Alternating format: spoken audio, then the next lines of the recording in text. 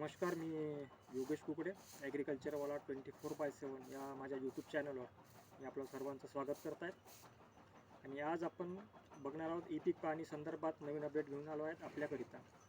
यामध्ये आतापर्यंत शेतकरी स्तरावरची जी ई पीक पाहणीची तारीख होती ती होती 15 जानेवारी 2025.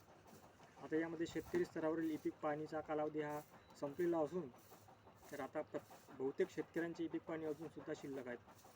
तरी आपण या पद्धतीने आता ज्या शेतकऱ्यांची ई पीक पाहणी शिल्लक राहिलेली आहेत त्यांनी कुठे संपर्क किंवा कुठून आपण या पीक पेरा चढवून ई पीक पाहणी करून घ्यावी याबद्दल आपण मी तुम्हाला आज माहिती देणार आहोत. तर सर्वप्रथम प्रत्येक गावामध्ये एक ई पीक पाहणी करता सहाय्यकची नेमणूक केली गेलेली आहे. त्यांची नेमणूक तहसीलमार्फत केली गेलेली आहे.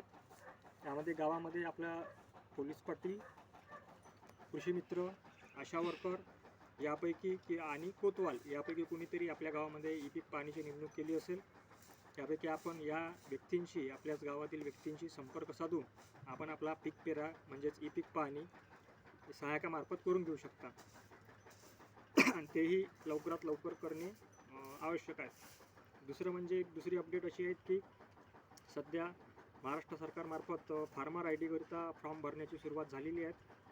त्यामध्ये फार्मर आय डीकरिता आपल्याला जो फार्मर आय डी आहे त्याच्यामध्ये आपल्याला सातबाऱ्याला जो आपला सातबारा आहे त्याला आपला आधार कार्ड लिंक करणे आहेत. आणि त्यासोबत आपल्याला डॉक्युमेंट लागणार आहेत: बँक पासबुक, राशन कार्ड, आधार कार्ड आणि आधार कार्डला लिंक असलेला मोबाईल नंबर आणि बँक अकाउंटला आधार आणि मोबाईल नंबर लिंक असणं आवश्यक आहे.